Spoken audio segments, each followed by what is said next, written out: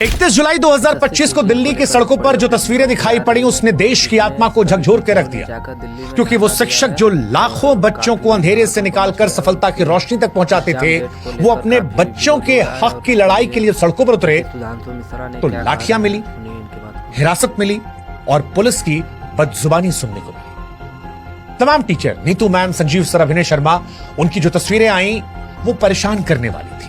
परेशान इसलिए क्योंकि गुरु अपने छात्रों के हक की बात करने आए थे। एक टीचर का टूटा हुआ हाथ दिखाई पड़ा और तब लगा कि ये उस व्यक्ति की चोट नहीं है, उस व्यवस्था की गूंगी बर्बरता का प्रतीक है जो इंसाफ देने से डरती है। सवाल उठा कि क्या यही वो भारत की कल्पना है जो हमने की है, जहां गुरु को सजा मिलती है क्योंकि वो अपने बच्चों के लिए आवाज उठा रहा है? सच कहें तो ये जख्म सिर्फ शरीर पर नहीं है, हर उस मेहनतकश युवा की उम्मीद पर लगे घाव हैं जो दिन रात मेहनत करके नौकरी की आस लगाए बैठा है। ये हर उस मां बाप की पीड़ा है जो बच्चे को बेहतर कल देना चाहती है। और इसीलिए हम कह रहे हैं कि ये सिर्फ एक प्रदर्शन नहीं है, ये उस व्यवस्था के खिलाफ एक चीख थी जो पारदर्शिता का दावा तो करती है लेकिन सवालों से आंखें चुरा लेती है। जब गुरु और शिष्य दोनों सड़कों पर हों और उनके हिस्से में लाठी आए तो साहब सिर्फ सवाल परीक्षा का नहीं रहता है, फिर सवाल पूरे सिस्टम से उठता है कि कैसा देश है, कैसा लोकतांत्रिक देश है जहां पर न्याय मांगना गुनाह है। क्योंकि जब शिक्षक और छात्र दोनों इंसाफ की मांग करते लहूलुहान हो तो लड़ाई सिर्फ उनकी नहीं होती है, लड़ाई पूरे समाज की होती है। और आज इसीलिए एसएससी सीजीएल विवाद पर जब उम्मीदें टूटी तो हमें लगा कि आइए इनका साथ दे एक बेहतर भविष्य के लिए। एसएससी सीजीएल का विवाद क्या है वो आपको समझाते हैं। दरअसल एसएससी यानी स्टाफ सिलेक्शन कमीशन की सीजीएल परीक्षा हर साल करोड़ों युवाओं के लिए सरकारी नौकरी की उम्मीद लेकर आती है। करीब 3 करोड़ से ज्यादा अभ्यर्थी इस परीक्षा में हिस्सा लेते हैं। अपने और अपने परिवार के बेहतर भविष्य की कल्पना लिए दिन रात वो मेहनत करते हैं। लेकिन हाल के वर्षों में ये परीक्षा नौकरियों का जरिया कम, विवादों केंद्र ज्यादा बनी है। 2024 के टायर 1 रिजल्ट ने इस पर शक की सुई और तेज की। अचानक ऊंचा कट ऑफ और कुछ खास परीक्षा केंद्रों में लगातार चयन और रोल नंबरों का पैटर्न साफ साफ इशारा कर रहा था कि कुछ तो गड़बड़ है। छात्रों ने सिद्धांतली माना और फिर आवाज उठाना शुरू कर दिया। 2025 में हालात और बिगड़े। एसएससी की सिलेक्शन पोस्ट फेज 13 परीक्षा के दौरान बार बार परीक्षा का रद्द होना, तकनीकी खामियां और कई केंद्रों पर छात्रों के साथ बदसलूकी ने आंदोलन को भड़का दिया। हजारों अभ्यर्थियों और शिक्षक दिल्ली चलो आंदोलन के तहत दिल्ली के जंतर मंतर और कई और इलाकों पर प्रदर्शन करने पहुंचे, न्याय की मांग कर रहे थे। लेकिन इस न्याय की मांग के बीच में इन्हें लाठियां, गिरफ्तारी और इनके गुरुओं की पिटाई को देखना पड़ा। जो शिक्षक अपने छात्रों को देश के निर्माण की राह दिखा रहे थे आज लहूलुहान थे। जो शिक्षक जो किसी समाज की नींव होते हैं अपने ही छात्रों के लिए सड़क पर जब उतरने को मजबूर हो गए तो यह समझ में हमें भी आ रहा था कि सिर्फ परीक्षा नहीं, लोकतंत्र की आत्मा घायल हो रही है। और नीतू मैम, अभिनय शर्मा या भोला यादव, आदित्य रंजन, ये आज सिर्फ एक कोचिंग सेंटर के शिक्षकों के नाम नहीं थे, ये उस आवाज का प्रतीक थे जो छात्रों की उम्मीदों के लिए आज सामने आए थे। एक शिक्षक ने जब पुलिस वाले से पूछा कि आप इतना डरते क्यों हैं सवालों से, तो पुलिस वाले ने कहा वर्दी पहनोगे समझ में आएगा। शिक्षक ने कहा पहनी तो उतार दी, बोला मर्द होते तो पहने रहते। इस तरह के शब्दों का चयन शिक्षक को लेकर मर्दानगी का जिक्र करना, समझ नहीं आ रहा था कि किसे बचाया जा रहा है, किसे छिपाया जा रहा है, क्योंकि हक की बात करना कहां से गलत हो जाता है। वो पुलिस वाला भी जो नौकरी कर रहा है उसे भी किसी ने पढ़ाया होगा। और क्या बात रखने के लिए डंडा पड़ेगा? शिक्षकों का यह आरोप था कि एसएससी ने जिस एडुकेटी नामक कंपनी को परीक्षा आयोजन की जिम्मेदारी दी वो पहले से ही तकनीकी खामियां और गड़बड़ियों के आरोप से घिरी है। फिर भी बार बार उसी कंपनी को जिम्मेदारी देना क्या महज लापरवाही है या कुछ और गहरा? क्या ये एक सुनियोजित खेल नहीं जिसमें छात्रों का भविष्य दांव पर लगाया जा रहा है? लाखों युवा हर साल मेहनत करते हैं, सालों का संघर्ष होता है, उनके परिवारों की उम्मीदें होती हैं। क्या ये सब कुछ एक ऐसी कंपनी के भरोसे छोड़ देना ठीक है जिसकी साख पर पहले से सवाल है? अभ्यर्थी कई मांग कर रहे हैं। एसएससी सीजीएल अभ्यर्थियों ने अपनी मांगों को स्पष्ट किया। ये मांगे न केवल उनके हक की लड़ाई थी बल्कि एक पारदर्शी और निष्पक्ष व्यवस्था की अक्षमता और संदिग्ध भूमि के चलते छात्र कह रहे हैं कि इसे परीक्षा आयोजन से हटाया जाए। दूसरा, परीक्षा और परिणाम की तारीखें तय हो।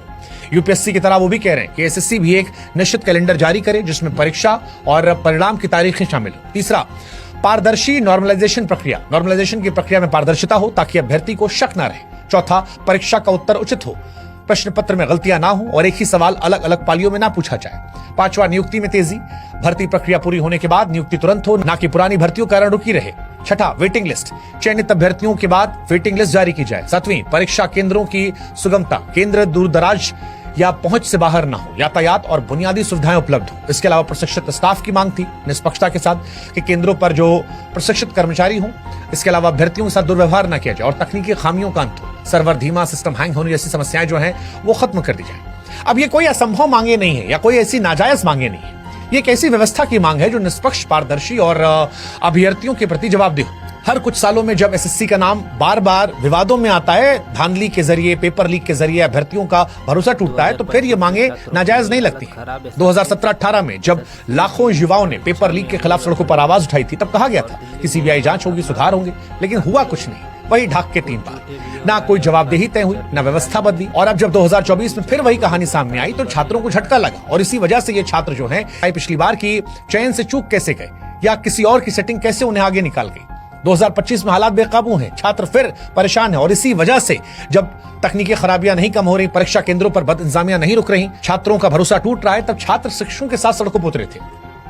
लेकिन वहां ये लाठीचार्ज एक समाज के तौर पर सवाल उठाता है। आज एसएससी का ये आंदोलन एक जन आंदोलन बन गया है। अब सवाल उठ रहा है कि क्या इसे सुना जाएगा, समझा जाएगा, या जो आज तस्वीर दिखाई गई वही रवैया आगे रहेगा। हालांकि ये पहला मौका नहीं है। बीते कुछ सालों में, चाहे वो रेलवे रिफॉर्म की बात की जाए, शिक्षक भर्ती की बात की जाए, तमाम ऐसे संगठन हैं जो अपनी मांगों को लेकर सड़कों पर उतरते हैं, और जब भी वो उतरते हैं तो उनकी मांगों को ऐसा लगता है कि अनसुना कर दिया जाता है। इस बार भी एसएससी अपनी खामियों को ठीक करने की बजाय ऐसा लग रहा कि आंख मूंद रहा है। क्या यह महज नाकामी है या जानबूझकर की जा रही लापरवाही, ताकि भ्रष्ट तंत्र को पाल पोस कर जिंदा रखा जाए? अभ्यर्थी अब सिर्फ परीक्षा नहीं, जवाबदेही की मांग कर रहे हैं। उनका साफ कहना है कि जब तक एसएससी के शीर्ष अधिकारियों को जवाबदेह नहीं ठहराया जाएगा, तब तक ऐसी कंपनियों से पल्ला नहीं छुड़ाया जा सकता जिनकी साख संदिग्ध है। तब तक ये सिलसिला चलता रहेगा। यह आंदोलन अब सिर्फ रिजल्ट का विरोध नहीं, सिस्टम में छुपी उस चुप्पी और चालाकी का पर्दाफाश है जो हर कुछ साल में लाखों सपनों को चलती है। और आज इसीलिए सोशल मीडिया अभ्यर्थियों और शिक्षकों के लिए हथियार बना है। तमाम जो छात्र हैं वो अलग अलग हैशटैग के जरिए लाखों ट्वीट कर रहे हैं, एक्सपर्ट टॉप ट्रेंड कर रहे हैं, अभ्यर्थी अपनी अपनी कहानियों को साझा कर रहे हैं, कैसे उन्हें सालों की मेहनत की और कैसे आर्थिक तंगी में परीक्षा दी, कैसे एक भ्रष्ट व्यवस्था ने उनके सपनों को चल दिया। लेकिन सवाल यही है कि क्या सोशल मीडिया की आवाज सिस्टम के कानों तक पहुंचेगी या सिर्फ डिजिटल शोर रह जाएगी? जब अभ्यर्थी सड़कों पर उतरते हैं तो लाठीचार्ज होता है, जब शिक्षक बोलते हैं तो हिरासत में ले आता है। और यही सवाल होता है कि क्या लोकतंत्र में नारे लगा रहे कि जब जब युवा बोला सिंहासन डोला, ये नारा उनकी हिम्मत को दर्शाता है। वो जानते हैं कि लड़ाई सिर्फ उनकी नहीं बल्कि करोड़ों युवाओं की है जो सरकारी नौकरी के सपने देख रहे हैं। शिक्षक नीतू मैम कहती हैं कि सबको इन लोगों ने मार के भगाया, लेकिन ये हिंसा अभ्यर्थियों का हौसला नहीं तोड़ पाई। वो फिर एकत्रित हो रहे हैं, अपनी मांगों को दोहरा रहे हैं और व्यवस्था से जवाब मांग रहे हैं। यह आंदोलन अब सिर्फ एसएससी तक सीमित नहीं, रेलवे, बीपीएससी और अन्य भर्ती परीक्षाओं में व्याप्त भ्रष्टाचार के खिलाफ एक बड़ा जन आंदोलन बन गया है। एसएससी सीजीएल को लेकर उठे विरोध प्रदर्शन सिर्फ एक परीक्षा या परिणाम का मामला नहीं, ये भारत की भर्ती व्यवस्था में फैले उस गहरे रोग का लक्षण है जो लाखों युवाओं के सपनों को चल रहा, शिक्षकों की आवाज को खामोश कर रहा और भ्रष्टाचार को खुलेआम फलने फूलने दे रहा। जिस सिस्टम में पारदर्शी की जगह संदेह हो और सवाल पूछने पर लाठियां मिले, यकीन मानिए वो देश विश्व गुरु तो नहीं बन सकता जहां पर छात्र और शिक्षक एक साथ लाठियां खा रहे। उम्मीद है सरकार, सिस्टम इस पर ध्यान देंगे। सरकार के पास 2 रास्ते हैं, या तो छात्रों की आवाज सुने, शिक्षकों की बात माने, उनकी मांगों गंभीरता से लेकर उन संदिग्ध कंपनियों पर कार्रवाई करे, कार्यप्रणाली को बेहतर करे, पारदर्शिता और जवाबदेही सामने लाए, या फिर चुप रहकर इस पूरे भरोसे को रसातल में जाने दे जिसकी बुनियाद पर यह देश खड़ा है। आज युवा और शिक्षक सड़कों पर हैं क्योंकि सिस्टम ने उन्हें हर ओर से निराश किया है। उनके पास न्याय मांगने के सिवा कोई रास्ता नहीं बचा। लेकिन यह साफ है, लाठियां उनकी आवाज को दबा नहीं सकती, डर उन्हें चुप नहीं करा सकता। यह आंदोलन, ऐसा लगता है, तब तक नहीं रुकेगा जब तक बदलाव नहीं आता। सरकार से हमारी भी गुजारिश है, इतिहास भी यही कहता है कि भारत के युवाओं ने जब भी अन्याय के खिलाफ आवाज उठाई तब सिंहासन हिल गया, पूरी व्यवस्था हिल गई। बेहतर है कि भारत के करोड़ों छात्रों की अलग अलग विषयों को लेकर चिंता